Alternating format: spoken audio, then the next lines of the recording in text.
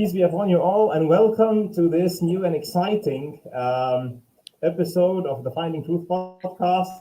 And today I have a very dear and honorable guest, Dr. James Thor. James, how are you doing? Good, thank you. So, for the few of you who don't know Dr. Thor, which I doubt any of you don't know him, let's have a very short understatement presentation for him. So Dr. Tour is TT and WF Chow Professor of Chemistry and also a Professor of Computer Science and a Professor of Materials Sciences and Nanoengineering in the Nanocarbon Center in Rice University. He has hundreds of peer-reviewed papers published under his name, and he also have tens of patents under his name with a great contribution to science in his field, and a great commentator, especially on the area of origin of life, aside of his own work in synthetic chemistry. Is this a good description, Dr. Tour? That's fine, thank you. Okay, Jim, first of all, I want to ask you, you are one of the very few scientists, I think you are counted as one of the top 50 scientists worldwide.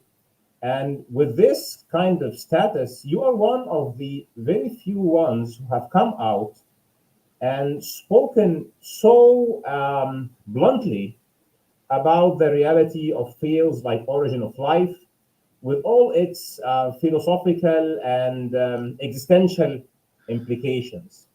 And some are saying, well, it's because Dr. James Tour is a man of faith, a man who believes in God. So maybe the first thing I would like to ask you, and it is an important question, I think, for many people who live in this modern world and in the West. Can somebody be scientifically minded? Can somebody be a man of science and also consistently with himself a man of faith or even great faith in God? How do you, from your personal experience, see those two things reconciled? I'm going to ask you later about how you became a man of faith, but let's start by this one. Well, for those who think that you cannot be a great scientist and be a man of faith, you don't know history. Historically, there are many scientists that were people of faith, as well as great and famous scientists. And that continues on till today. And I'm not the only one amongst people that I know that are people of faith that love our Lord and want to live for Him, and also publish in the highest level journals that are out there. So this happens all the time. So the answer is yes, it can happen. If you think it cannot happen, then what are you going to do with me and the many other people? So that's a misunderstanding if people have that sort of understanding. And if they think that faith will make you a poorer scientist, then why is it that people with faith can be functioning in the highest ranks of science? I mean, so you just have to look at the evidence. Some people say that this is an artifact of the past, that at one point, every scientist was part of his civilization. So at one point, every scientist was Muslim because Muslims were leading the world. At one point, every scientist was a Christian because the Christian world became the leader of the world. I mean, in the scientific area. So some would say now it is a world that has been awakened by many things that they thought were direct acts of God, and now they have scientific explanations. So it doesn't make sense that a scientist who at least believes in methodological naturalism as part of his work would believe in, a divine creator. What would you say to these people?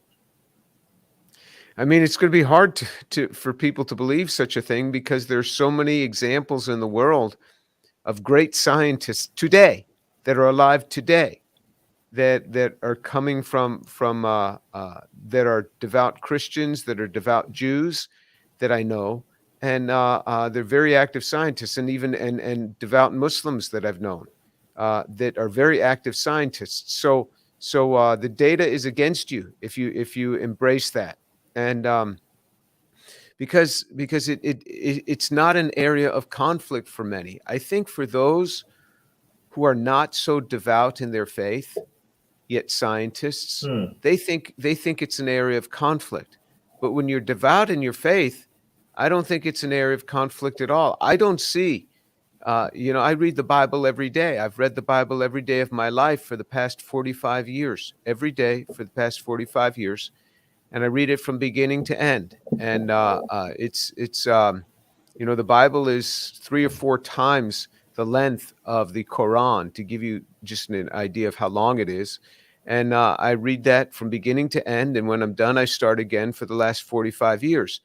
And I have never seen a conflict between something that's said in the Bible that and a fact within science. Certainly, I see Hmm. conflicts between theories in science, but I've never seen a conflict between a fact in science, something that we know to be a fact, and something that is said in the Bible. So for me, it's not a controversy, never has been. Wow.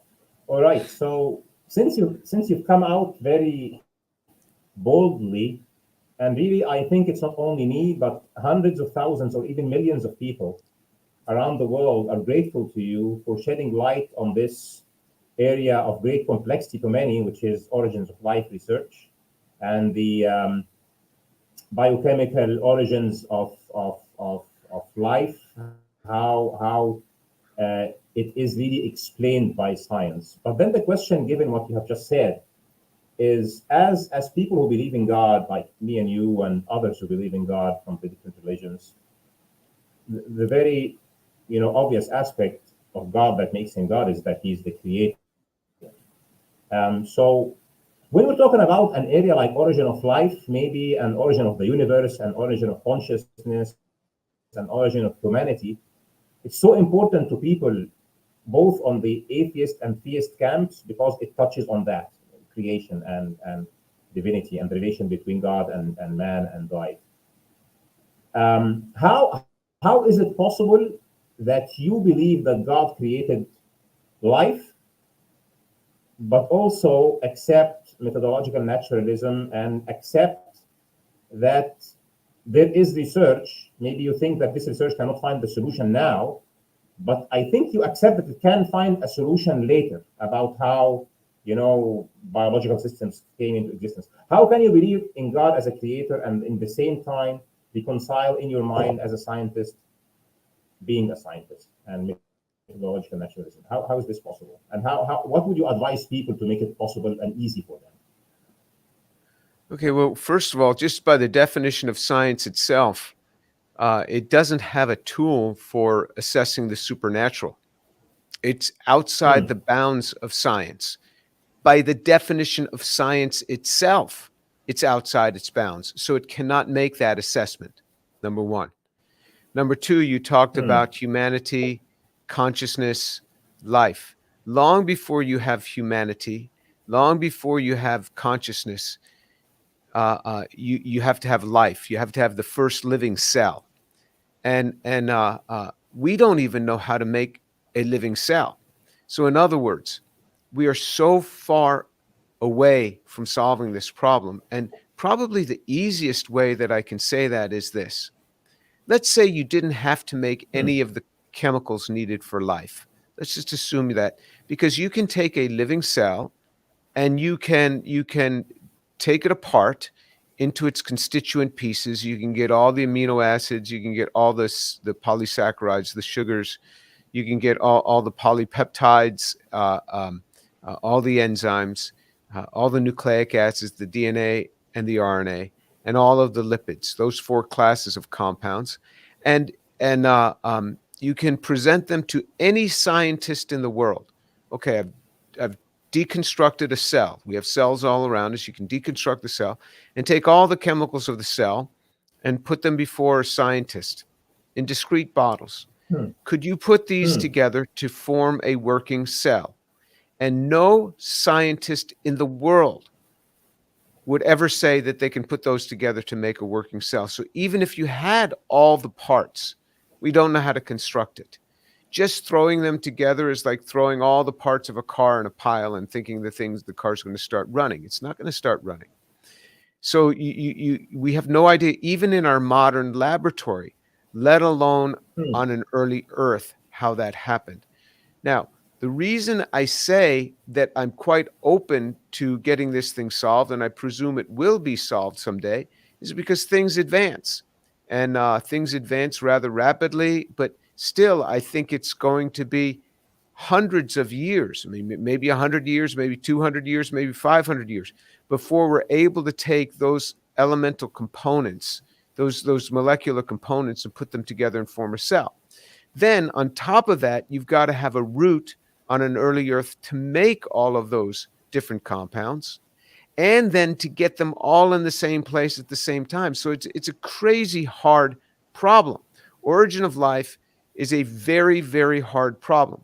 And you have to have the origin of the simplest life, a cell, before you can ever have higher organisms, or you could have a consciousness that as far as we know, it's only happening in people, at least to the level that we understand. Maybe it's happening in whales or dolphins or something or another, but hard for us to assess. But a consciousness, as you have, this is a much deeper thing. Now, that's if you take that one cell became the origin of all life. It may not be that way at all. And so we just don't know. The biblical understanding is that in 6 days, God created the heavens and the earth.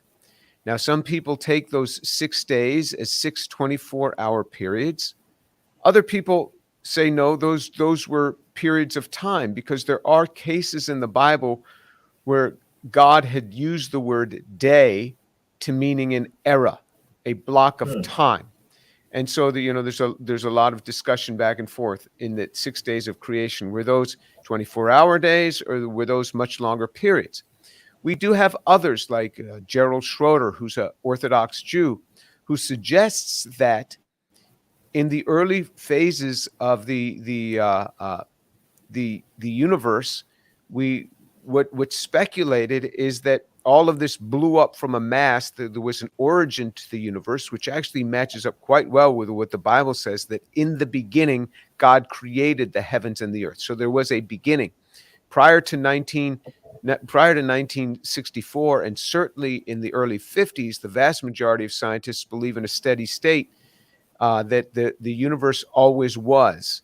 And now almost all scientists would say, no, the universe had a beginning. And we know that from microwave background radiation that tells us there was an origin. So the universe is expanding, and you can track that back to a particular point. And if you were to track it back, would you say that if God created the heavens and the earth in day one, there was light in day 2 and day 3, and he made each new component, and then life comes, and it's simple life, and then birds, and then animals, and last of all humans? If you want to have that scenario, what Gerald Schroeder has shown is that actually if you have an expanding universe, and this is near the origins, this is further back in time in the origins, then those periods, that what looks to us as a 24-hour day would be a much longer period of time. I'm sorry, to our appearance would be a very long period of time, even though it may have been a 24-hour day back then, because as the universe expands, time is relative to the expansion, to where you are in the expansion of the universe. So time is relative to the place in the universe. So there are lots of theories on how the Bible might match up with where science is. And so, there's a lot of things that we're not clear upon. I don't even understand, even to set aside origin of life, I don't even understand how you go from lower organisms, from that single cell, up to higher organisms, to large-bodied creatures like us, and how you have these body plan changes between creatures.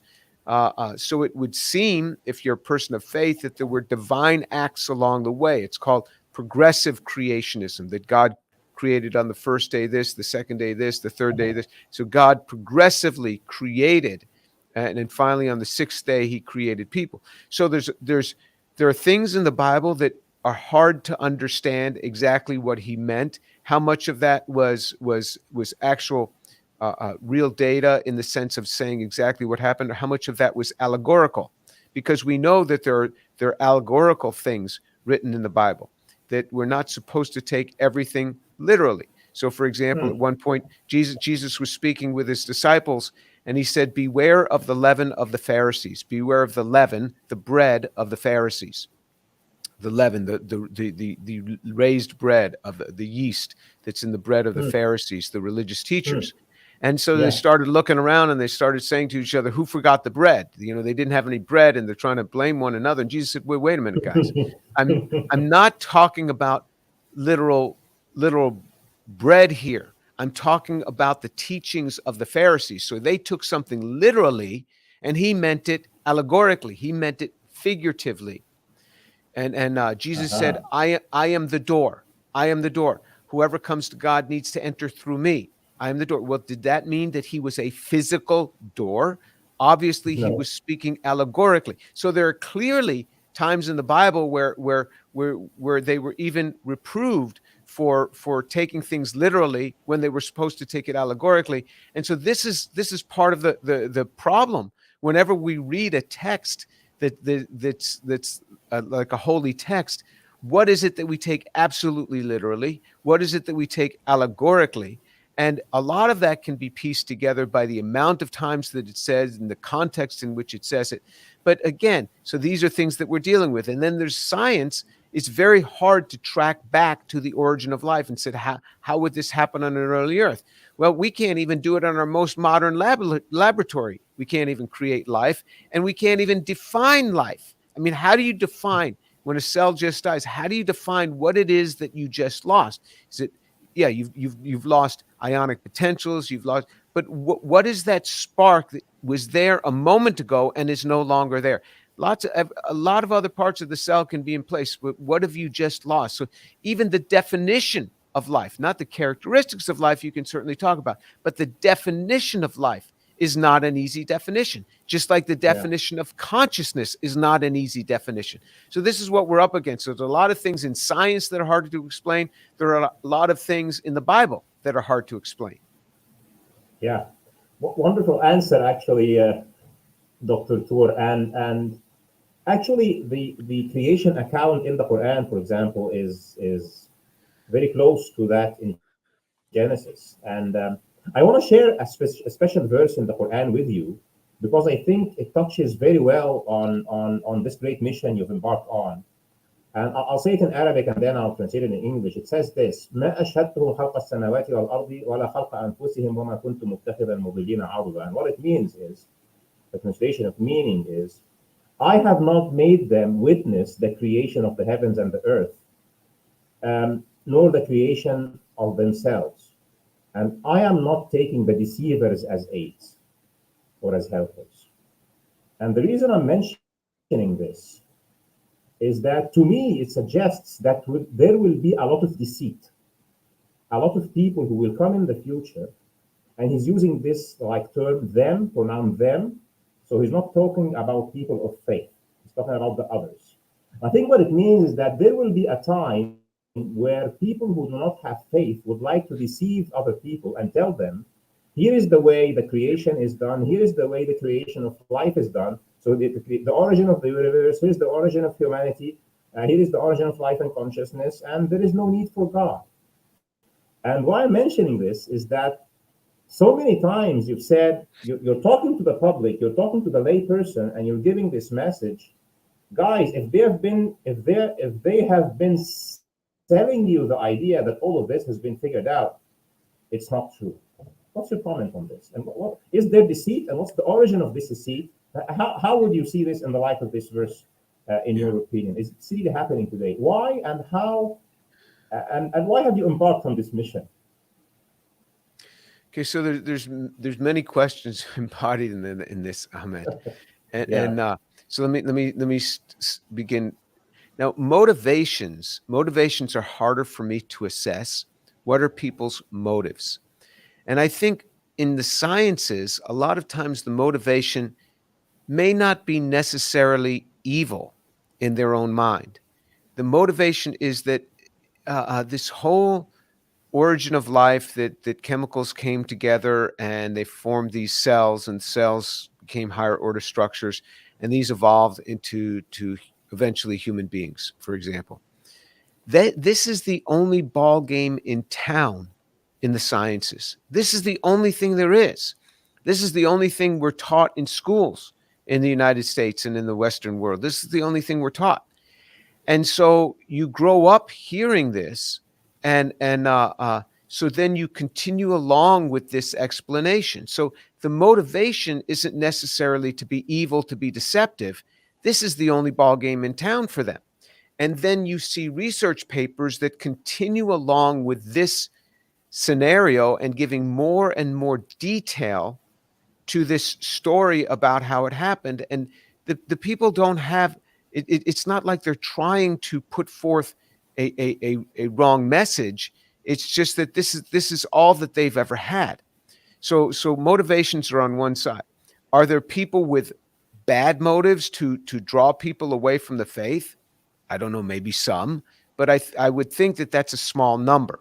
Generally, people are the motivate. I have come across many atheist people or agnostic people who openly say they are atheist and agnostic.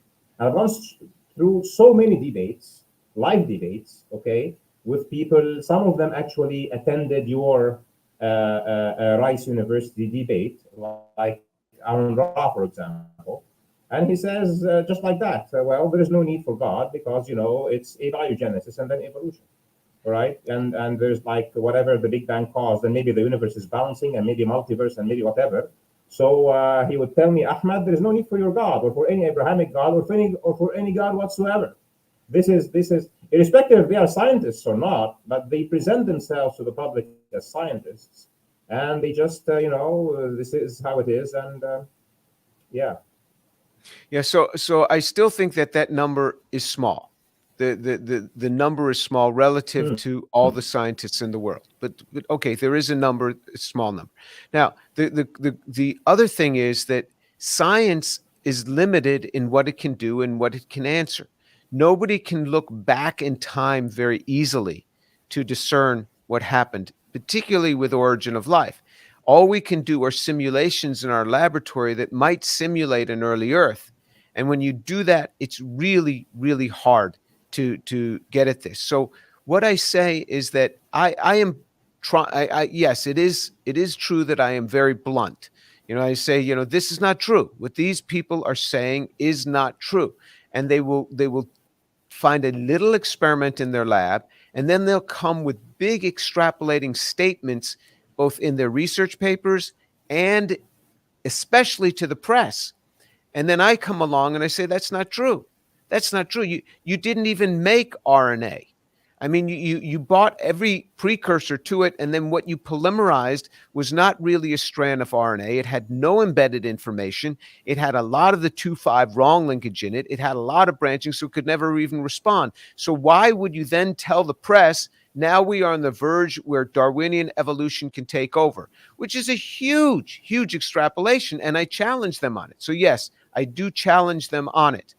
And when I challenge them on it, they never come back at me with the data and to say, oh, no, Jim, you're wrong. Here's how we would go from this to Darwinian evolution.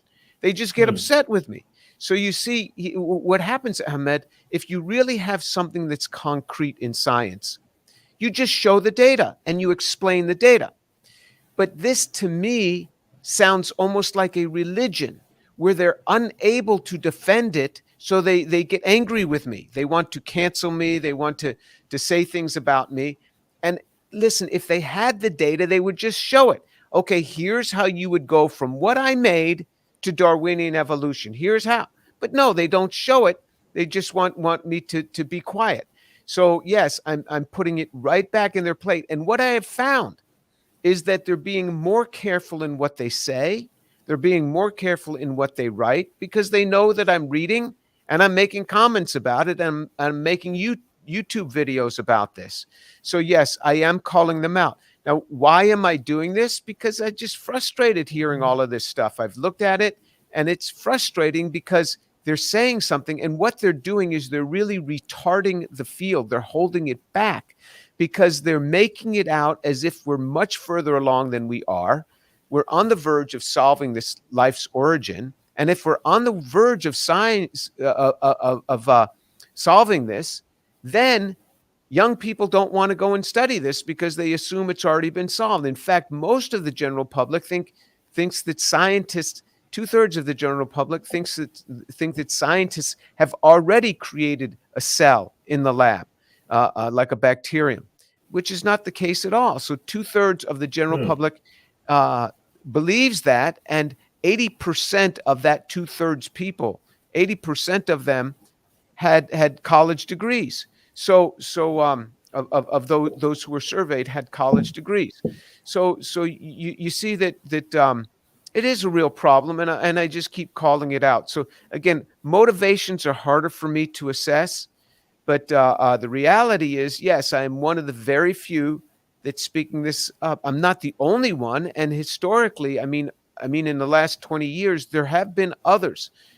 Carnes Smith wrote a book in the 1980s that talked about the real problems with origin of life, and Shapiro has come with talking about the real problems on the origin of life, and wrote a book on this. And so I'm saying this, and others are saying it, and now others are coming around as well. Lee Cronin, who anyone would have said was a proponent on the origin of life, who said in 2011 that he'd have life in his lab in about 2 years. He hoped to have life in his lab in 2 years, is now coming out and saying that origin of life is a sham. And when he's been questioned about it, when he's elaborated on it, he says, look, you make one molecule, you make another, but there's no end to this. You keep making it, and then anytime you want to make a cell, you're going to have to start with a living cell, which tracks all the way back to Luca, the first cell, the first of the origin of that cell. So he's beginning to see what I'm saying, and hopefully others would come around too. Now, I don't know that he's going to say, yeah, I've come around to where Jim Tour is, but it certainly sounds like it, because I didn't go around saying origin of life is a scam until I heard Lee Cronin. So then I said, okay, well, if Lee's going to say it, I'll say it too. Yeah, amazing. Actually, this change, especially he had his own exchange with you. I remember I've watched that one some time ago, and Dave Farina was also referring to him quite a lot, and I've also seen a lot of his own material where he was very adamant about we're so close. So it was really striking that he suddenly turned. So who knows what happens tomorrow? Yeah, I want to share something else. Yeah. Okay, go ahead, please. Well, that's why I said that he's been born again. I hope so. Yeah, so I want to share something else with you, and it's another verse in the Quran, and I'm not sure if there is something similar to it in the Bible. Maybe you can tell me. So it says this. It is in a chapter called the spider, okay, Al-Ankabut, and it is interesting also to me why it's in the spider chapter. And in this chapter, it says that the weakest of homes is the home of the spider, and the spider will make this web and catch little things, etc. So it says this: قُلْ سِيرُوا فِي الْأَرْضِ فَانْظُرُوا كَيْفَ بَدَأَ الْخَلْقَ. Walk the earth and look how creation has started. ثُمَّ اللَّهُ يُنْشِئُ النَّشْأَةَ الْأَخِيرَةَ. Then Allah, which is the name of God in Arabic, it makes the second coming hereafter, which is the meaning of إِنَّ اللَّهَ عَلَى كُلِّ شَيْءٍ قَدِيرٌ. Surely Allah is over everything powerful. And what it suggests to me is that when you start looking into origins of life research, like you do, it strengthens your faith. It shows you something where you say, wow, God has said that he created life. It can only come from an all-powerful being. Having gone through this deep dive into the research, you're a synthetic chemist, but it's not your primary field of research, origin of life. When you went into origin of life, already being a scientist, and you've had this multiple years of deep dive and debates about it and videos over videos, did it cause you to say, wow, this is a witness of the all-powerful God, or not? Well, yeah, science in general does that to me. I mean, every time I study science, so I thought that people were much further along in origin of life than what they were when I started looking at it. And the more I looked at it, the more I was confused with what people were saying because it didn't make sense. And yes, when I look at the complexity of a living cell, I'm not talking about a human being. I'm just talking about a simple cell. Uh, uh, when I look at the complexity of that, I'm like, wow, this is utterly amazing. And how the molecules come together and start operating. We don't know how to do that. You know, I work in the area of nanotechnology. We don't know how to get groups of molecules to work together like this. And this is why the camera that I'm looking into is made out of silicon. It's not made out of molecules where they've stacked up molecules to function together. They've built this out of electronics. Although my eye is just a bunch of molecules working together. There's no silicon electronics in it. So they're both lenses, and they're both recording information. But so the eye is transferring information to my brain, and it's recording information. In that case, you have something that's a lens and then made out of silicon and transferring information to a storage chip in the camera. They're both doing similar sorts of functions, but we don't know how to build with molecules like that. It's really, really hard to build with molecules like that. And even if you built one with molecules like that, it wouldn't stay around very long because the molecules oxidize, the molecules decompose. And so in natural systems, what you do is you have antioxidants around, you have enzymes around that keep repairing these things, constantly repairing them because the molecules are decomposing. And so yeah, it makes you say, God, oh my Lord, how did you do this? And it wasn't just origin of life. It actually happened. I think more than ever when we were working about 25 years ago on trying to build a molecular brain, and it was trying to put molecules together to build switching devices. And my son was about 3 years old at the time, and he came running to me. And I thought, how do you do this? I'm trying to make just a very, very simple switching functions out of molecules. And here you have all this coordinated motion. You have this talking to me. And then I would just watch insects and tiny, tiny little brain. You have all this coordinated motion and so much calculations going on in order for that insect to do what it does.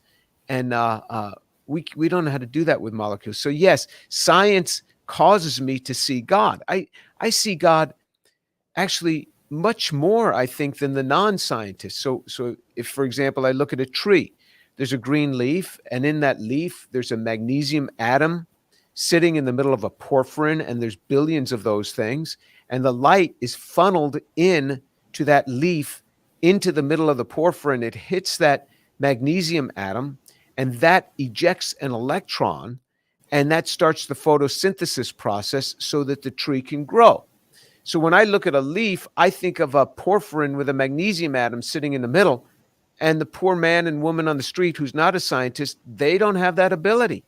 They don't see anything there but a green leaf, and I can see in my mind's eye in the depths of that. And so when I look at a tree and a car is run into the tree and the car is destroyed and the tree is still standing there just fine, I just think of these polysaccharides that have these hydrogen bonds between them. So it has this flexural strength and this enormous impact strength. And if you just had a plastic column and you run a car into that, the plastic column is going to just totally break to bits. But you have a tree, and a car runs into it, the tree stays there, and the car is destroyed. Because I see the carbohydrate strands and how they're sticking together in these polysaccharides in the tree in my mind's eye, because I know the structure. So when you're a scientist, it actually gives you a much deeper appreciation for God, because you see in your mind's eye what God has made, and you just say, Lord, you are amazing. Wow. So in your opinion, Dr. Tour, is it more rational for somebody who is well entrenched in science like yourself to make him more like wondering about the enormous magnificence and power and beauty of a necessary being who is the creator of the universe? Or is it more rational that he becomes an atheist, in your opinion? In my opinion, I think it would be more rational that you would stand in awe and you would say, "Oh God, you're amazing." And you certainly see this with scientists. You see this with physicists that have said, "Hey, this whole universe seems to be designed. You have these functions here where you have this finely tuned functions, these finely tuned parameters that had to be there for life to exist." All of this fine tuning in the universe, all of these physical constants, why are they what they are? Without them being that way, there would be no life. And so you certainly have physicists, you certainly have astrophysicists looking at the heavens, and they're amazed at this thing and they wonder about a creator. So I think that science actually causes us to wonder about a creator, but man's heart is quite devious. And the Bible even says that man's heart is sicker than all else. Who can understand it? And so what happens is the Bible says that man has a tendency, when I say man, I mean men and women, humankind has a tendency to deny the truth which is in front of us. So you look at it and you just have to scratch your head as a chemist and say, how do molecules go together? How can this happen? And the Bible says God puts this before us as a witness, and then humankind will deny the truth, and then they will start worshiping the creation rather than the creator. And Wow. I just Is this a verse in the Bible that says that God puts this in front of us as a witness? absolutely in Romans Oh, chapter 1, Romans chapter wow. 1, and then he says that and then what happens, because they deny the creator, they start worshiping the creation rather than the creator. And just a few weeks ago, I did a podcast with two scientists, and this woman kept saying that, for her, she goes out in the wilderness and she sits by a stream, and to her, that's God. And I said, well, that's the creation. How about worshiping the creator? She says, well, I see God in everything. I said, well, then you're a pantheist. I mean, then you say God is in the object of his creation, and but there is a creator behind that. But as much as I appreciate that woman, she's worshiping the creation rather than the creator, the one who made it. So yes, this happens. When you deny the truth, you're going to start worshiping the creation rather than the one who made it. Wow. And the reason I asked you if this is a verse in the Bible, it is because it is actually also a verse in the Quran. So in another chapter called Fussilat, which is made very detailed, it says, سنريهم آياتنا في الآفاق وفي أنفسهم حتى يتبين لهم أنه الحق. We will show them our signs in the horizons and within themselves until it is evident to them that it is the truth. And then the commentary on that is, أولم يكفي بربك أنه على كل شيء شهيد. Isn't it enough that your Lord is witness over all things? It's as if he's saying, if you are not going to be witness for it, I am enough witness.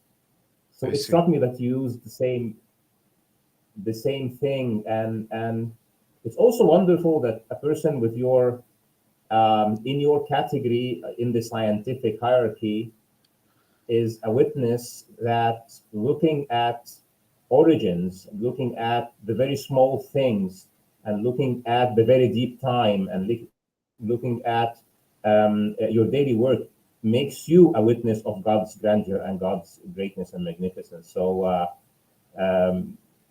great testimony, really. And when I first started watching your videos, I thought this is a man who came to faith through science.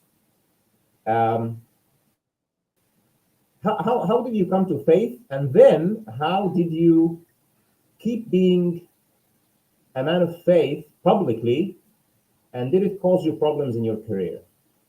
Because some wouldn't say that I'm a person of faith if they are in the scientific discipline because they're afraid it will give them problems. So how did you come to faith, and did it cause you problems? And what is your advice to people in your position? Or who want to be in your position? Okay. I didn't come to faith as a scientist. I came to faith at the age of 18.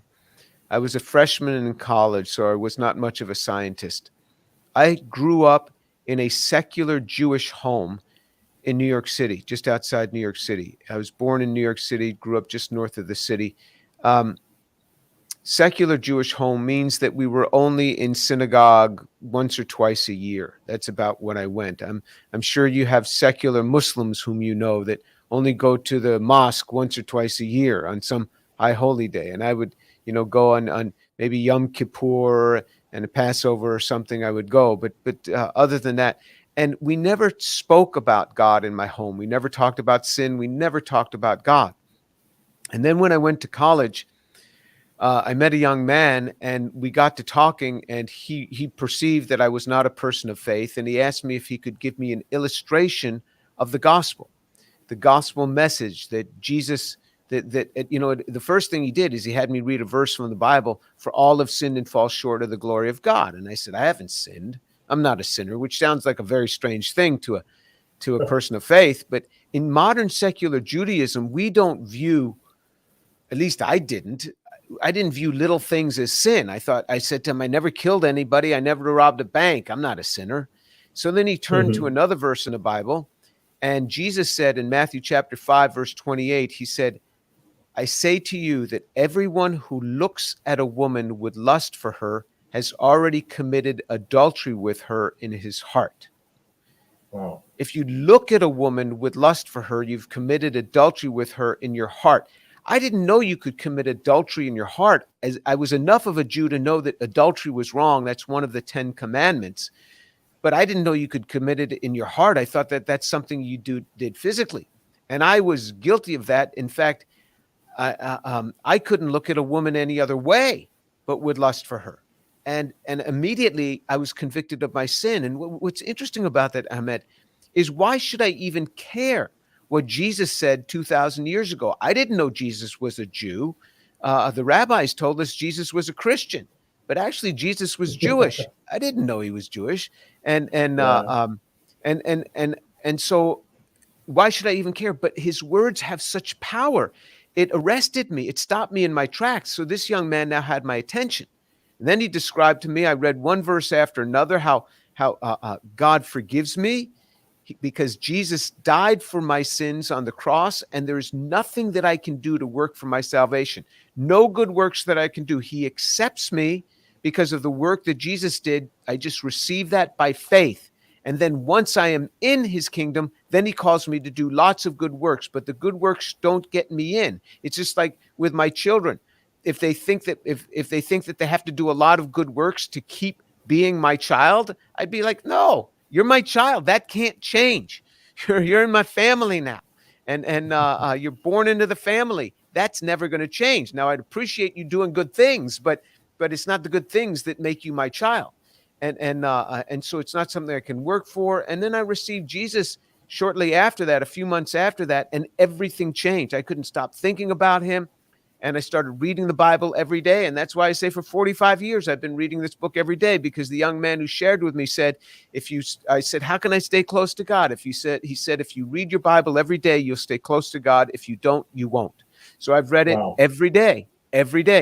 And so then the other question, so I didn't come to God as a scientist. I came, he hit me in the heart. I mean, just hit me in the heart and convicted me of my sin.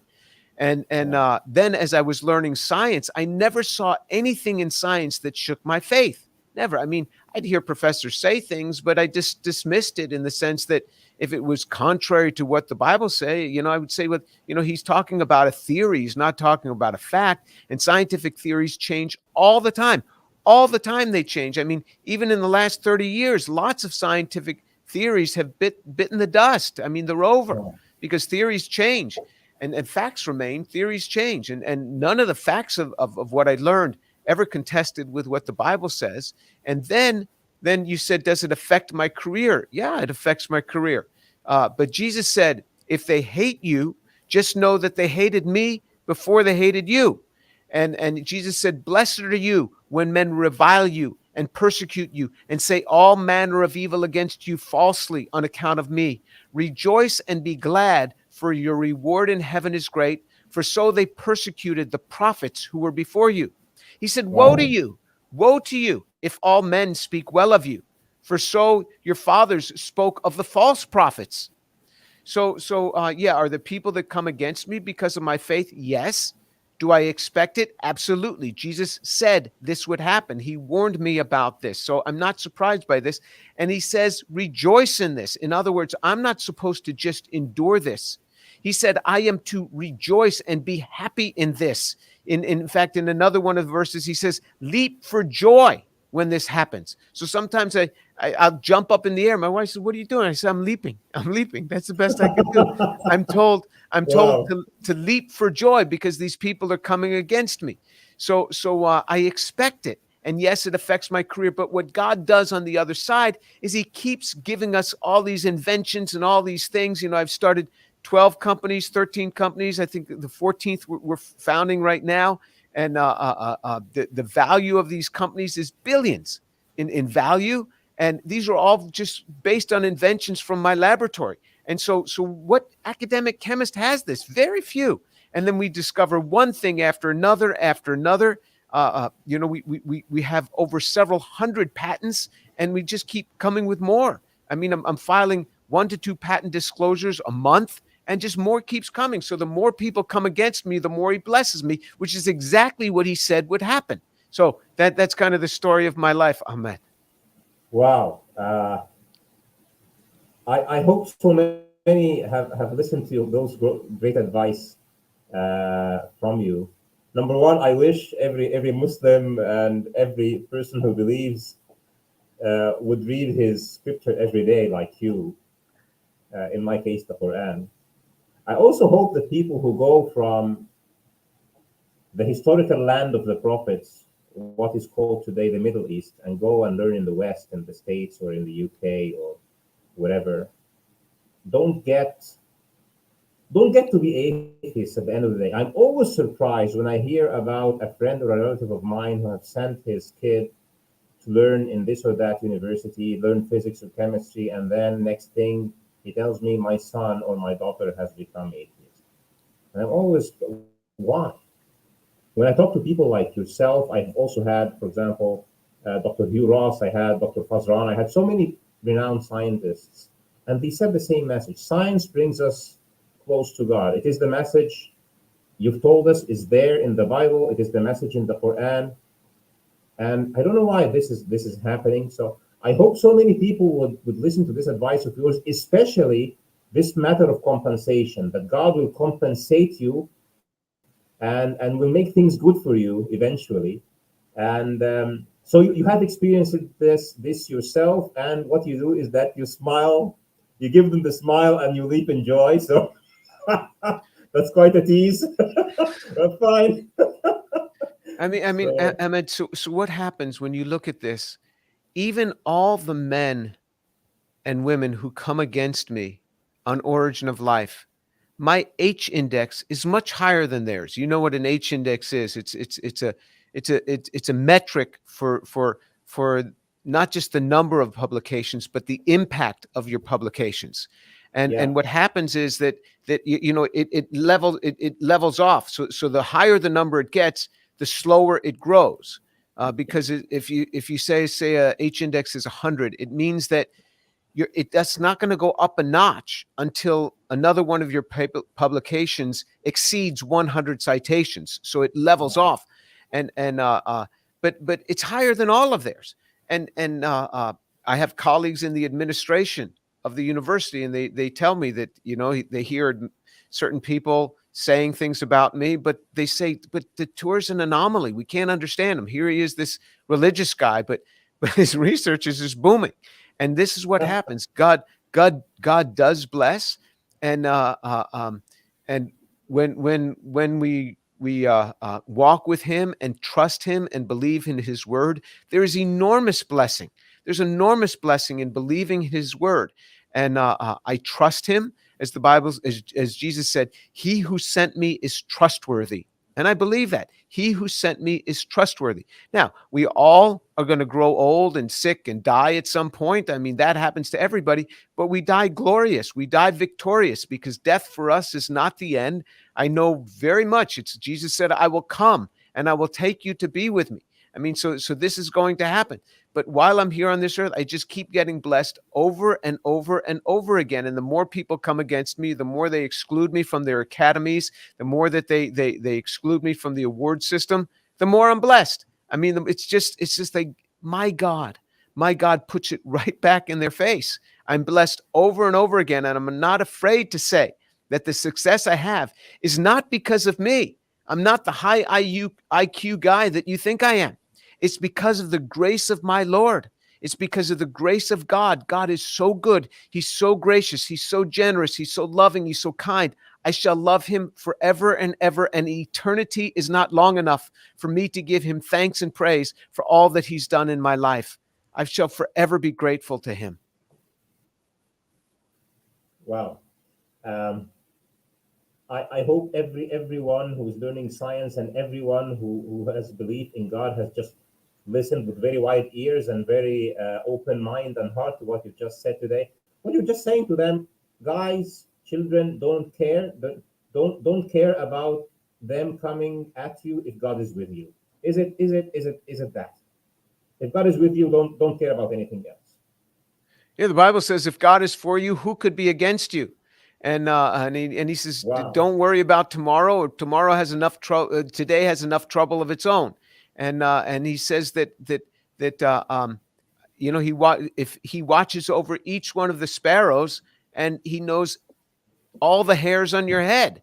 I mean, so over and over again, he reassures us of his kindness and his mercy. And I'll tell you, Ahmed, I walk around all the time knowing that my God is for me, and I want to please him every day. And when I do something that I know is wrong, I'm running back to him and say, Lord, I am so sorry. I am so sorry. Please forgive me. And it's not like he's going to cast me out of his kingdom. No way. I'm not going to lose it. I'm in the family. It's because I hurt my father's feelings. It's like when my children, they're all grown now, but if they do wrong, they want to come, and it's not that they're afraid that I'm going to disown them. They're just sorry that they disappointed me. And I'm going back to him and just apologizing and saying, Lord, I am sorry. I'm sorry for the way that I spoke to that person. I'm sorry. Yes, I'll go back and apologize to them. I'm sorry for what I've done. I'm sorry for having these doubts, and because I don't want to disappoint him. I love him so much. I love God so much. I love my Lord so much. Forever and ever, I'll be thankful to him. Wow. Jim, there is something that I have received an email about, and I was thrilled to know that you are part of it. So I hope you can share part of it with me and the audience today. And the reason I was thrilled, it was because of my own story of coming to faith. Of course, I was raised in a Muslim family, but by the age of 13, I started thinking about what really matters, and I was like a science nerd, and I thought this universe and life and what have you cannot be there without a creator, and then we should look at his message and live the way he wants us to live. But the syllabus at school, the science syllabus, doesn't teach that. So the email I got, I think it was from the Center of Science and Culture, and they were talking about an initiative where science education will also be augmented by videos from scientists like you and I think Dr. Steve Meyer and others, who are talking about intelligent design and aspects of design in the universe. Can you share something about that with me and the audience? What is this initiative about? And is this a legacy? And why is it important? Okay, so I'm not part of the formal organization of that, but I can tell you. Yeah. So right now in U.S. schools, and I can only speak in the context of the United States, that they still use the primordial soup model, which is not a good model at all. That molecules somehow come together in some pond and form cells, and then those turn into higher order structures. They still use that primordial soup model right on into graduate courses, from elementary school to graduate courses.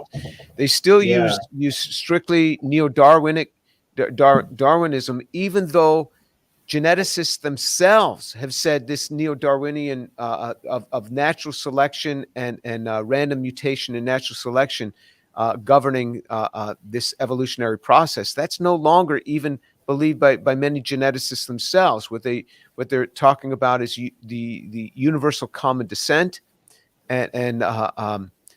so you have a universal common descent model, and that you also have this this DNA based model that they talk about. But so there are groups like the Discovery Institute that would like to see something on intelligent design coming into schools. And I don't know, I don't think it's accepted in any of the public school systems right now, but they're trying to show that it's not non-scientific to say that there is an intelligent designer, that you have signs of something that is designed, and there you can make an inference because of the object you see. So if you're walking in some Egyptian desert and you should find a wristwatch, I mean, you could say, well, those sand particles just kind of came together and formed that. Or you could say, well, that was probably left there by somebody. So we intuitively have an indication of signs of design. And so what they're saying is you have the same thing in natural systems. You intuitively have these signs of design. And this is some recent work actually by Lee Cronin, where he's looking at molecular structure. And when you have enough points where you say, okay, there's this on it, that speaks that it had to have something beyond just a natural occurrence, that had to have points of design.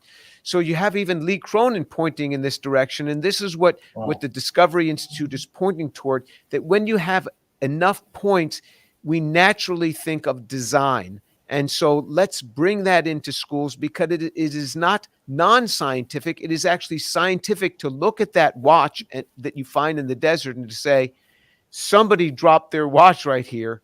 That didn't just happen from this blowing sand. Yeah. And this initiative will be like, it's more directed to children learning science, right? Is it?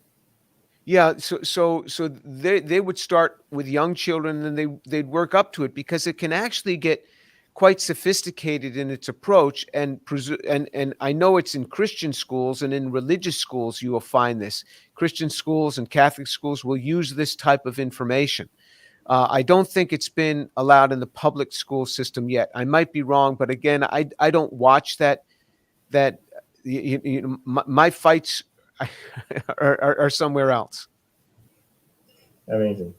So I hope God blesses this work of yours, and many children will come to the realization that the very rigid, or the very rough, or I'm not sure, the very devout of spirit kind of science that is being taught today, and it's getting more dry. It's getting drier and drier with time. There is an alternative way of teaching science, and there is in science all the signs for the greatness of the one who created the universe. So I hope this work it becomes a great legacy for you, because we're all going to leave this world, as you said. And those videos of yours, I'm sure they have guided so many people to see the truth, and to be disillusioned, or to wake up from the great deceit that is going around all over the place. Now for our audience, actually, I agree with Dr. Tour that we're going to have like 15-20 minutes at the end if there are questions. So we actually have some questions over the chat. I'm gonna, what is a question of them? I'm gonna put on the screen, and maybe Jim can actually comment on it. First of all, I would actually like to point out to Dr. Jim Tour handle, YouTube, because he has this great YouTube channel. For those who don't know, he has a channel. Please tune into there, and he has great material about origin and life and many other topics, and his own work. So it's at Dr. James Tour. And for those of you who are not actually subscribers in Finding Truth, come on, guys, press the subscription button and follow the channel. And let's look at some of the questions. Here we have, Rafi, he says, brother, I would also like you to briefly outline your thoughts about the recent debate between Tour and Dave Farina here. That would be much appreciated. Well, since we have Dr. Tour, uh, he can actually give a comment about it. I think this one was many people were waiting for it. Actually, I wrote to Dr. Tour 2 years ago when I said, well, maybe a good response. And Dr. Tour did 14 episodes and then another round. And I think the importance here is that he's talking to the lay people to make it clear to them, to get them out of the deceit. Dr. Tour, would you like to give any comment about that debate, if at all? Yes, I'm not pleased with my performance. I got far more passionate than I should have. And so I'm not pleased with my performance. The questions I asked five, there were 5 questions on the board. I only got to 4 of the 5. Every answer that he put up there was a non-answer scientifically. He put up papers and he would never go to the board, because what happens when you go to the blackboard, it forces you to use the starting materials that were there. So there were specific starting materials. The first question was 2 amino acids. He didn't start with either of those. He has to start with those 2 and make the coupled product. He didn't do that. The second was to take a oligonucleotide and show a chemistry that would allow that to polymerize to make RNA without the 2,5 linkage and without the branching. He didn't show that. He just said, well, these polymerize on montmorillonite clay. Yes, they polymerize on montmorillonite clay, but they have 30 to 70% of the 2,5 branching, of the 2,5 linkage. So that didn't answer the question, but it didn't matter to him. And then he said, I showed 2 sugars. How would this come together? He said enzymes. Let me tell you what that's like. That's like being in a chemistry class and you're given an exam and it says, go from this starting material to this product. And the student writes chemicals. Chemicals would make that happen. to say enzymes. I mean, that's the answer. And that was his answer. So I am not justifying myself, but you could see what set me off. For somebody to say enzymes, montmorillonite clay, and throw up a paper, it's so frustrating to a scientist. So what I learned from that, I will never try to debate a non-scientist before, because they don't even understand the rules of science. Anyway, as far as the debate, not proud of my performance, but every one of them was not answered, nor has it been answered subsequently. Well, personally, I am proud of your performance, Jim. So don't be so hard on yourself. But I have a question on this one. So part of your debate, I think, I could relate very much to the debate you had, because some of the talking points I actually went into debates with science explainers about. For example, when you were talking about autocatalysis of RNA, I remember once I made this review, 1-hour review of a scientific paper that had in the title that RNA can autocatalyze, can self-replicate, okay? And I just went through, read the paper word by word. And when you read the body of the paper, it tells you it just stops after 14 nucleotides. It cannot go further. And what struck me and what I was trying to point out to the audience was, the title says, RNA autoreplication or RNA autocatalysis. But when you read it, it says something else. Now, a question to you, how is this allowed in a peer-reviewed paper? And then this gives material to people who are science explainers to say, look at the title of the paper, RNA can self-replicate, look at this, look at that, clay can solve the problem, this can solve that, volcanic vents, whatever it is. And I think a big part of it has to blame on the peer review process. How can a paper that has a deceiving title be accepted to be published? What's your comment on that, especially after you have gone really great length into this matter of origin of life? And I see this so many times in origin of life papers and in evolution related papers. Right. So without enzymes, RNA does not duplicate itself. It does not. It's only in very well designed, human designed by experts, primed cases where it's primed and set up to duplicate itself, it's never been able to duplicate more than 10% of itself. 10% is not a duplication, not at all. And that 10% is too short to duplicate anything of itself. So it's not a duplication. Now, as far as why the journals allow this, there's a lot of hype in a lot of journals.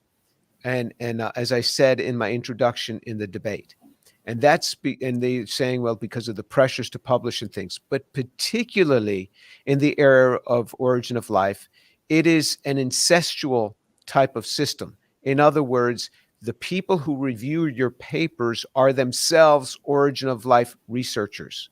They will never send to me a paper in Origin of Life to review, because I'm going to speak my mind. So they send it to people who are Origin of Life researchers, and they allow this sort of nonsense to go into the titles, which take YouTubers and totally deceive them. They said, you see, it says it right here that he's making peptides. It says it right there in the title. The title is meaningless. And even if you read the abstract, it's meaningless. As soon as you start looking at the scientific data, you go to the experimentals and you see what was done, you're like, this is a bait and switch. And it's particularly overblown in the area of Origin of Life. Yeah. Yeah. So I agree with you. It's highly overblown. The system is rigged, and it's incestual. The people who review it are themselves Origin of Life researchers, and the editors, the journal editors, have a lot of blame as well for letting these things continue to propagate. They are responsible too.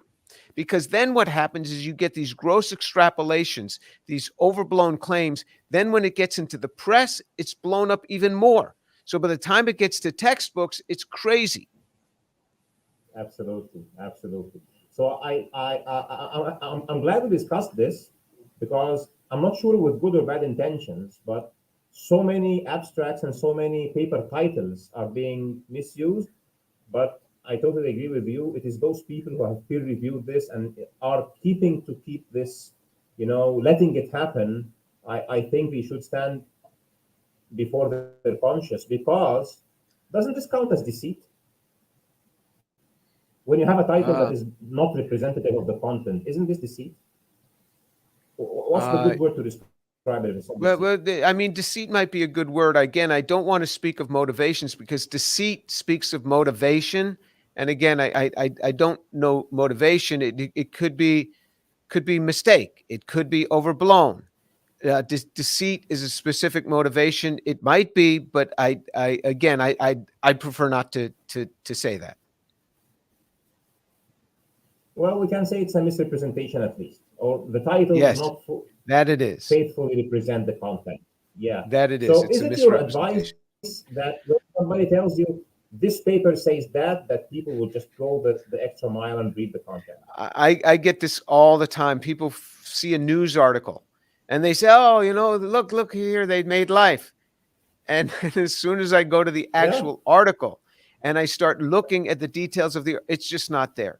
Trust me, it's not there. It's not there. And don't send me, please, don't send me any more news articles. Send me the actual article if you have a question. But I'm telling you, you got to read the actual article. But the problem is the lay public doesn't have the expertise to read those articles. And I have a certain area of expertise, and that's in synthetic chemistry. So the synthetic chemistry papers I can understand immediately. The ones that are on what they've done with DNA, it takes me longer. I mean, because even that stretches me beyond my area. So I have to spend more time with it. But to really understand a research article, for me, takes at least half a day to really understand, because you can have, in addition to that article, you can have 7,500 pages of supplemental data. And so when you start looking at that, it takes me half a day. So yeah, and so for that debate, we had about, I don't know, it was 80 articles on the table that had been presented. And so I went through, it took me 4 months to study those 80 articles and to read the supplemental twice, to look it over and to really study it. So I was extremely well prepared. I knew every article that we agreed would be the lot of articles. And then what did he do? He pulled out an article that we never agreed on. I just said, you just broke our agreement. You broke our agreement. And I'm the one who is accused of being a liar. I'm the one who's accused of this. And he just put it up there and he kept it up there. And so then when I asked him questions about it, okay, how much of it duplicated itself? How much? He said, I don't remember. I don't remember. How much of it had that defective? He said, I don't remember. That's exactly the part that I related to when he's talking about the replication, because I have actually read some of those papers, and it's just few nucleotides and not whatever the title says. So so that was once again great performance in that debate, and given all the pressure, etc., I think that so much more than what is expected, so well prepared. So God bless you. There's an interesting question here from Bread of Life, who is actually also a YouTuber, and it's Rebecca, and she tries to do some good explanations also to people. So hi, Rebecca. And she says, Dr. Tour, who are the origin of life researchers that you trust? Are there any who are being fair about their conclusions? So yeah, good question. If you can make some recommendations for people to follow somebody or something. You know, I don't know the full body of his work, but of current origin of life researchers, of current ones that I'm aware of, I would say Clemens Reichert in Germany wrote an article in 2018, and he said, look, guys, you can't have this human element that you put in where you have really pure materials reacting in really pure environments, and you really are calculating the amount of time and then stopping the reaction right away. He says you have to take the human element out of it. So I think that he's a trustworthy person in that regard, where he called into question his own colleagues. Now, people will say, Tour, if you've got these problems, why don't you write articles and publish that in the literature? And I point to people like Clemens Reichert's paper, which was in Nature Communications, which is a very, very good journal, and nobody pays attention to it. His colleagues don't pay attention to it. They keep doing the same thing over and over again. So why should I go through writing all these articles and these folks don't pay attention to it? So now to get back to your question again, that's about it. Now, I think that I've had conversations with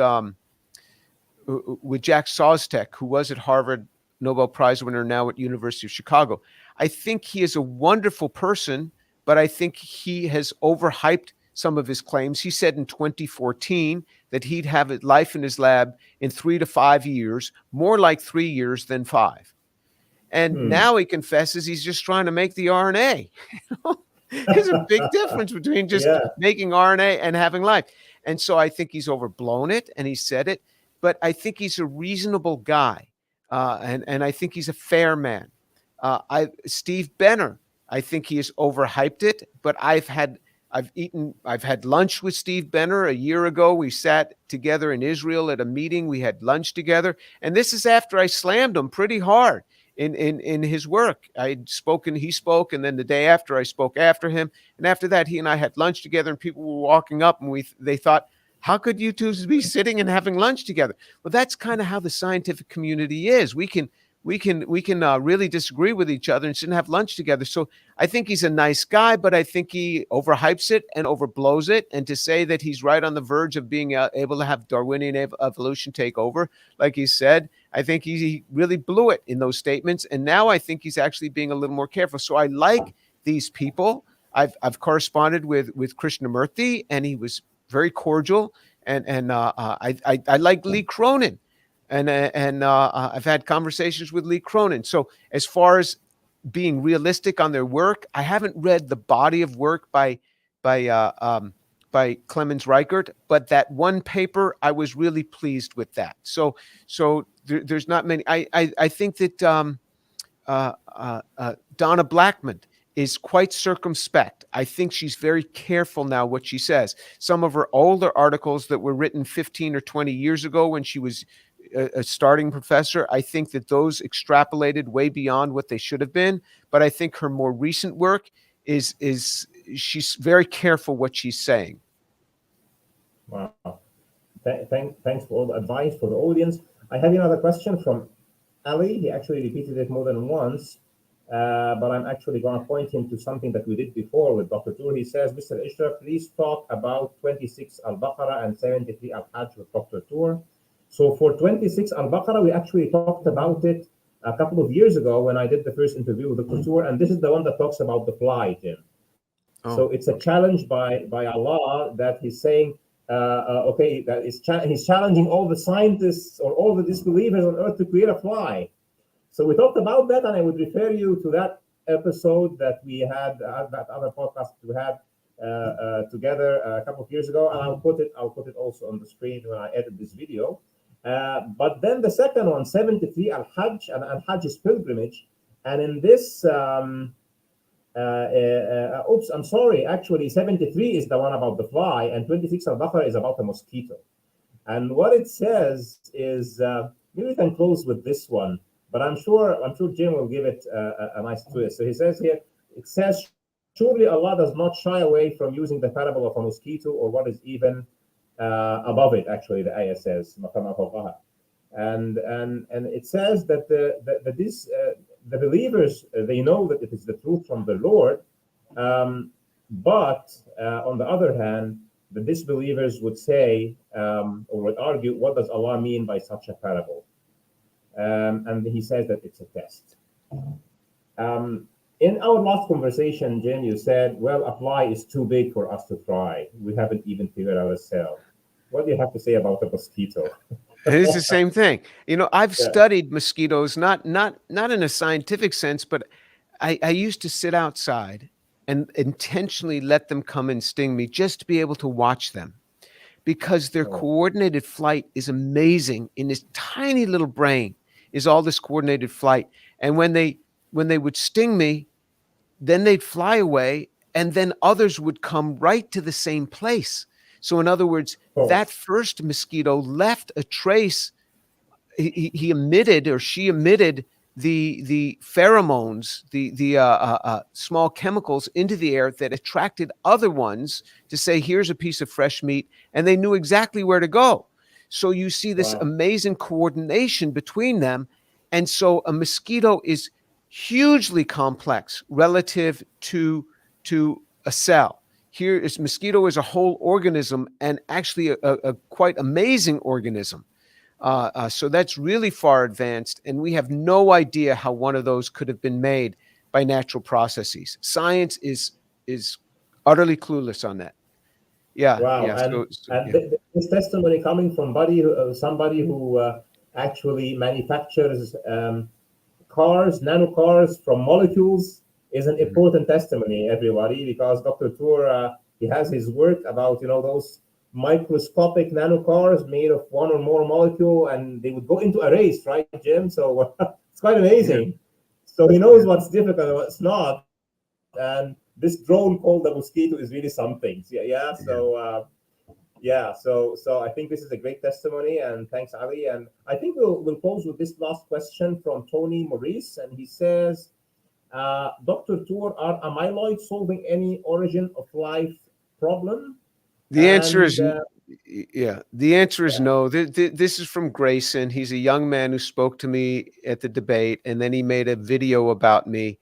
He's a YouTuber. It became very clear to me he was just trying to promote his YouTube channel by provoking me so that I'd contest with his YouTube channel like I did with Dave's YouTube channel. You know, Dave Farina's YouTube channel, when he first provoked me, had 780,000 or so, 700 and something thousand subscribers. Now he's got 2.5 million.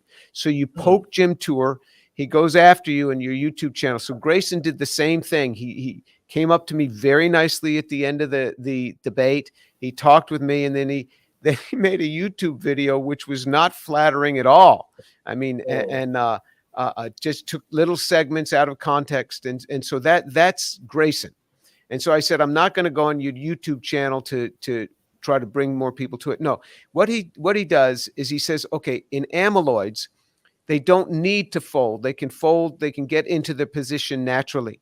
And he argues that you don't need the you can just use a subset. You can just use 10 of the amino acids. You don't need the other 10 amino acids that have functional side chains. Nobody has ever shown that you can get away with just 10 of the amino acids. Plus, even if you have those 10, you have to have those polymerizing. The chances of getting them are very, very hard. So you have 10 amino acids. Even if you had something that was 50 units long, so then you'd have 10 to the 50th possible combinations to give you it. And then he says, and you don't have to worry about it folding because amyloid doesn't have to fold. Well, the vast majority of enzymes need to be folded. Amyloid is a specific type.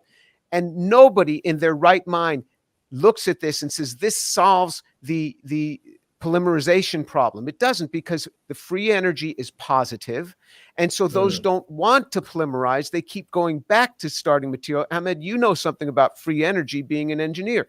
So when the free energy is positive, it keeps wanting to go back. They hydrolyze, they go to starting material. So this idea that amyloid solves it, this is another naive idea by somebody who understands very little about the science and the chemistry behind this. You never solve the free energy problem in making those polymers. They always want to go back. And even when you try to make them with 10 amino acids, nobody's ever shown functionality from these things. And the amyloids aren't just based on 10. So it's a very naive idea. And Maurice, you are a tremendous guy. You've been a big supporter of mine, and I appreciate the question. Thank you. So this way I could address Grayson without taking on his channel, because I'm not here to support his channel.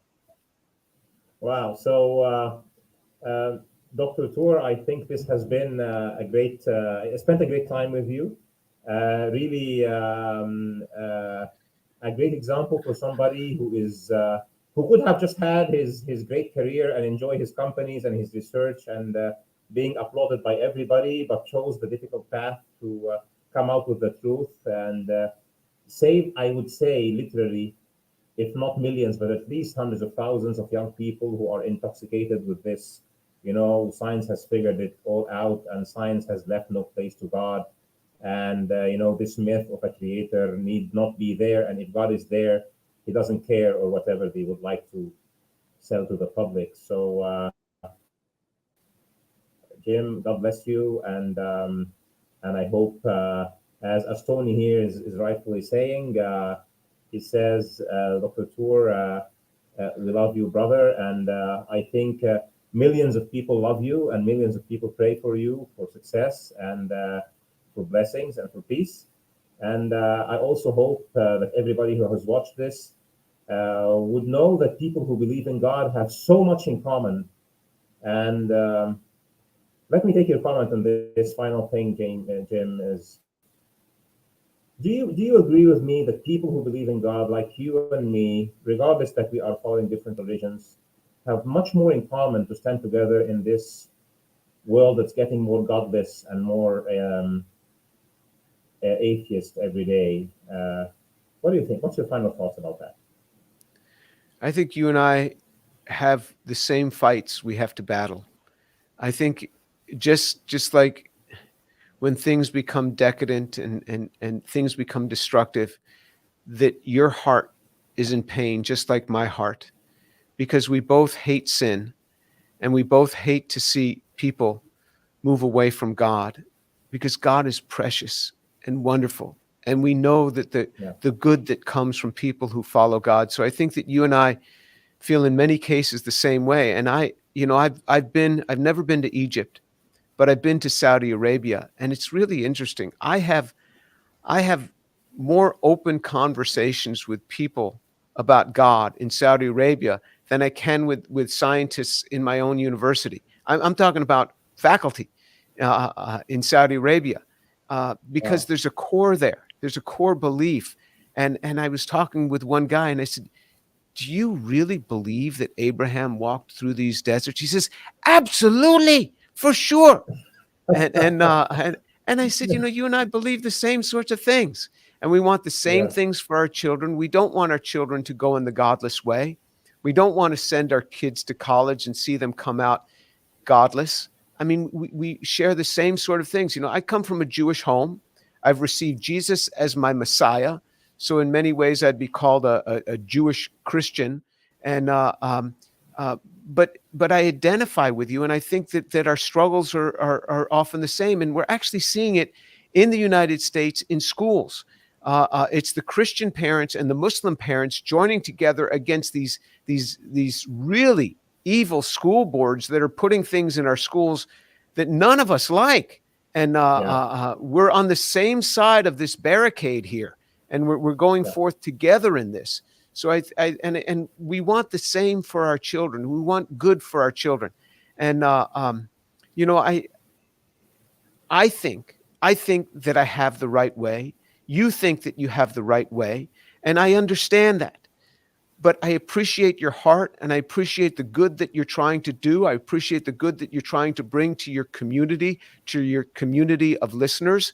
And I appreciate you as a friend. And I say, God bless you. God bless your family. And may the peace of God rest upon you and upon your family. Wow, Jim, that was really touching. And I was thinking of a verse in the Quran, and you have actually almost said the verse the way it is. So I'm just going to repeat it to you. It says in Arabic, وَلِكُلٍّ وِجْهَةٌ هُوَ مَوَلِّيهَا فَاسْتَبِقُوا الْخَيْرَاتِ. And what this means in English is, for each religious following is a direction toward which it faces, so race in the path of good. So this is the direction that the Quran gives to Muslims. There are others who believe in God, who have their different way, who have their different following, who have their different qibla. And so the right way is that we race in the way of doing good. We both have the same direction. We both identify with the same moral principles, and that, you know, it's the one God who created us all. And we all want to do the good, and we all want to deny the evil and protect our children. So I was really touched that you actually said the same meaning, really. So may God bless you and bless your work, and bless the work of everybody who follows your path with courage and boldness and openness. And I hope everybody has enjoyed this. Thanks for everyone.